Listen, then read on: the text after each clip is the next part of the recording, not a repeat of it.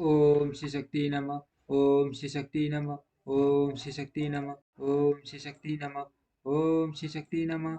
ओम श्री शक्ति नमः। ओम श्री शक्ति नमः। ओम श्री शक्ति नमः। ओम श्री शक्ति नमः। ओम श्री शक्ति नमः। ओम श्री शक्ति नमः। ओम श्री शक्ति नमः। ओम श्री शक्ति नमः। ओम श्री शक्ति नमः। ओम श्री शक्ति नमः। ओम श्री शक्ति नमः।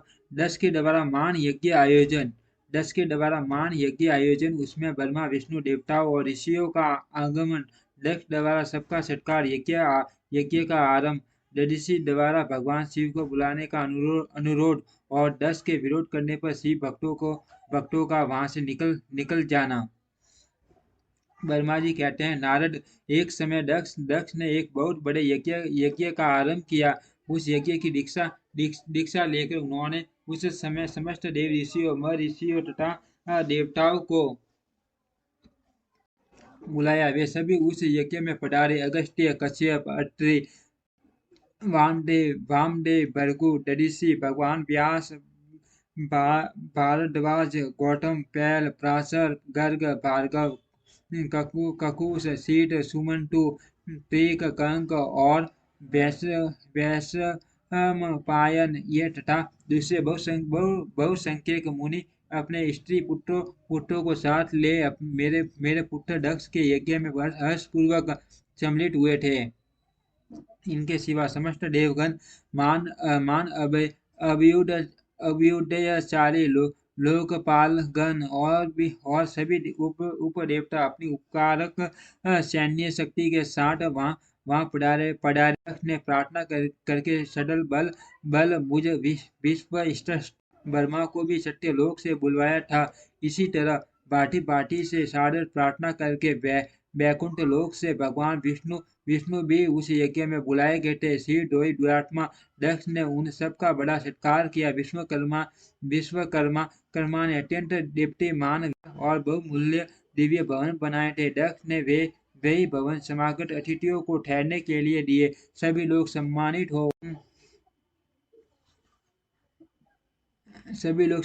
हो उन संपूर्ण भवनों में यथा योग्य स्थान पाकर ठहरे हुए थे। दक्ष का वह महायज्ञ उस समय कनखल नामक तीर्थों में हो रहा था। उसमें दक्ष ने आदि तपोधनों को तटीय बनाया। संपूर्ण मरुद गणों के साथ स्वयं भगवान विष्णु उसके अधिष्ठा थे।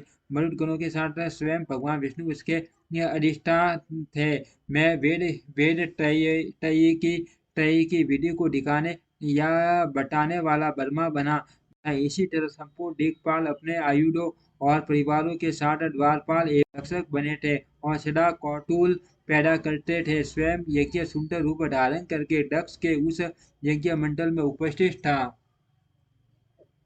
महामुनियों में श्रेष्ठ सभी महर्षि स्वयं वेदों के धारण करने वाले हुए थे। अग्नि ने भी उस यज्ञ महोत्सव में शीघ्र ही हविष्य ग्रहण करने के लिए अपने शस्त्रों रूप प्रकट किए थे। वहाँ 88,000 त्रवीज एक साथ हवन करते थे। 64,000 देव ऋषि उदगात थे। अदर्वयु एवं होठा भी उतने ही थे। नारद आदि देव ऋषि और सप्त ऋषि पटक गान कर रहे थे। दक्ष अपने उस महायज्ञ में गंधर्वों, विद्याधरों, सिद्धों, 12 आदित्यों, उनके गणों, यज्ञों तथा नागलोक में विचरने वाले समस्त नागों का भी बहुत बड़ी संख्या में वरण किया था। ब्रह्म ऋषि, राजर्षि और देव ऋषियों के समुदाय तथा बहुसंख्यक नरेश भी उसमें आमंत्रित थे, जो अपने मित्रों, मंत्रियों तथा सेनाओं के साथ आए थे। यजमान दक्ष ने उस यज्ञ में वसु आदि समस्त गण देवताओं का भी वरण किया था। कौतुक और मंगलाचार करके जब दक्ष ने यज्ञ की दीक्षा ली तथा जब उनके लिए बारंबार स्वस्थ भाषण किया जाने लगा वे अपनी पत्नी के साथ बड़ी शोभा पाने लगे। इतना सब करने पर भी दुरात्मा दक्ष ने उस यज्ञ में भगवान शंभु को नहीं आमंत्रित किया। उनकी दृष्टि में कपालधारी होने के कारण वे निश्चय ही यज्ञ में भाग पाने योग्य नहीं थे। नहीं थे। सती प्रजापति दक्ष की प्रिय पुत्री थी, तो भी कपालिनी की पत्नी होने के कारण दोष दर्शी दक्ष ने उन्हें अपने यज्ञ में नहीं बुलाया। इस प्रकार जब दक्ष का वह यज्ञ महोत्सव आरंभ हुआ और यज्ञ मंडप में आए हुए सब सब रीति वज अपने अपने कार्य में संलग्न हो हो गए। उस समय वहां भगवान शंकर को उपस्थित न देख शिव भक्त दधीचि का चित्त अत्यंत उद्विग्न हो उठा और वे यो बोले। दधीचि ने कहा, मुख्य मुख्य देवताओं तथा महर्षियों, आप सब लोग प्रशंसा पूर्वक मेरी बात सुने। इस यज्ञ में महोत्सव में भगवान शंकर नहीं आए हैं, इसका क्या कारण है? यद्यपि ये देवेश्वर बड़े बड़े मुनि और लोकपाल यहाँ पधारे हैं, तथापि उन महात्मा पिनाक पानी शंकर के बिना ये यज्ञ अधिक शोभा नहीं पा रहा है। बड़े बड़े विद्वान कहते हैं कि मंगलमय भगवान शिव की कृपा दृष्टि से ही समस्त मंगल कार्य संपन्न होते हैं। जिनका ऐसा प्रभाव है, वे पुराण पुरुष वृषभ ध्वज परमेश्वर श्री नीलकंठ यहाँ क्यों नहीं दिखाई दे रहे हैं? दक्ष जिनके संपर्क में आने पर अथवा जिनके स्वीकार कर लेने पर अमंगल भी मंगल हो जाते हैं, तथा जिनके पंचतत्व से देखे जाने पर बड़े बड़े नगर टटल मंगलमय हो जाते हैं, उनका इस यज्ञ में पदार्पण होना अत्यंत आवश्यक है। इसलिए तुम्हें स्वयं ही परमेश्वर शिव को यहाँ शीघ्र बुलाना चाहिए, अथवा बर्मा प्रभावशाली भगवान विष्णु, देवराज इंद्र, लोकपाल गणों, ब्राह्मणों और सिद्धों की सहायता से सर्वथा प्रयत्न करके इस समय यज्ञ की पूर्ति के लिए तुम्हें भगवान शंकर को यहाँ ले आना चाहिए। आप सब लोग उस स्थान पर जाए या जहाँ महेश्वर देव विराजमान है, वहां से दक्ष नंदिनी सती के साथ भगवान शंभु को यहाँ तुरंत ले आए। देवेश्वर जगदम्बा वे परमात्मा शिव यदि यहाँ आ गए तो उनसे सब कुछ पवित्र हो जाएगा। उनके स्मरण से, उनके नाम लेने से सारा कार्य पुण्य में बन जाता है। अर्थ पुण्य प्रयत्न करके भगवान वृषभ ध्वज को यहाँ ले आना चाहिए। भगवान शंकर के यहाँ पदार्पण करते ही यह यज्ञ पवित्र हो जाएगा, अन्यथा यह पूरा नहीं हो सकेगा। यह मैं सत्य कहता हूँ। दधीचि का यह वचन सुनकर दुष्ट बुद्धि वाले मूढ़ दक्ष ने हंसते हुए से रोष पूर्वक कहा, भगवान विष्णु संपूर्ण देवताओं के मूल हैं, जिनमें सनातन धर्म प्रतिष्ठित है।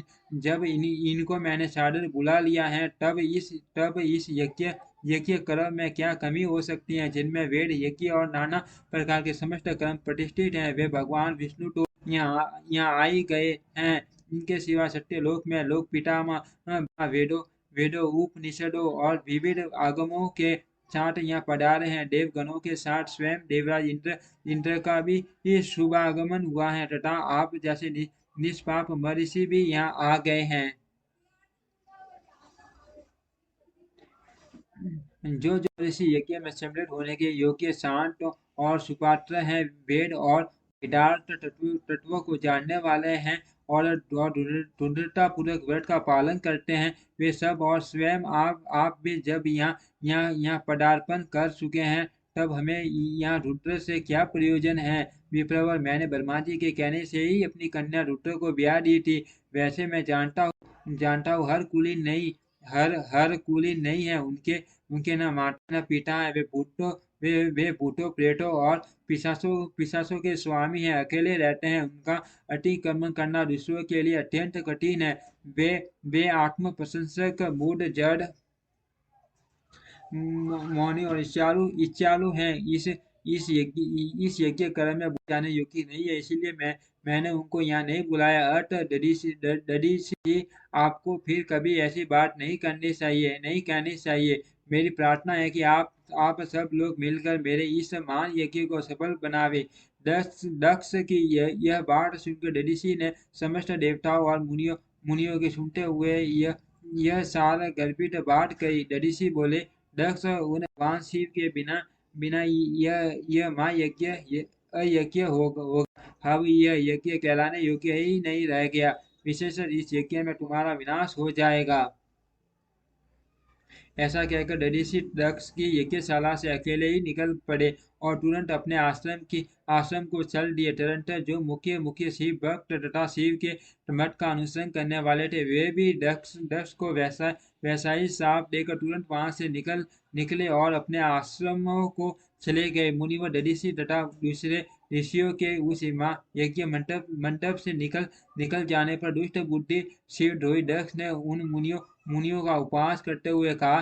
दक्ष बोले, जिन्हें शिव ही प्रिय हैं, वे नाम मात्र के ब्राह्मण ऋषि चले गए। उन्हीं के समान जो दूसरे थे, वे भी मेरी यज्ञशाला से निकल गए। यह बड़ी शुभ बात हुई। मुझे सदा यही अभिष्ट अभिष्ट है। देवेश देवताओं और मुनियों में सत्य कहता हूँ, जिनके शीत की विशाल विशाल शक्ति नष्ट हो गई है, जो मंद बुद्धि हैं और मिथ्यावाद में लगे हुए हैं, ऐसे वेद बहिष्कृत दुराचारी लोगों को यज्ञ कर्म में त्याग ही देना चाहिए। विष्णु आदि आप सब देवता और ब्राह्मण वेदवादी हैं, अतः इस यज्ञ को शीघ्र ही सफल बनावे। ब्रह्मा जी कहते हैं, दक्ष की यह बात सुनकर शिव की माया से मोहित हुए समस्त देव ऋषि उस यज्ञ में देवताओं का पूजन और हवन करने लगे।